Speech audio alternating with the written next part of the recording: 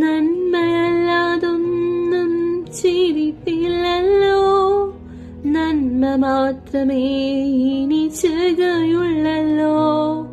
നന്മയല്ലാതൊന്നും ചെയ്തിട്ടില്ലല്ലോ, നന്മ മാത്രമേ ഇനി ചെയ്യുകയുള്ളല്ലോ. തിന്മയ്ക്കായൊന്നും ഭവിച്ചില്ലല്ലോ, നന്മയ്ക്കായി കൂടി വ്യാപരിച്ചല്ലോ. ദൈവനാമത്തിന് മഹത്വം ഉണ്ടാകട്ടെ.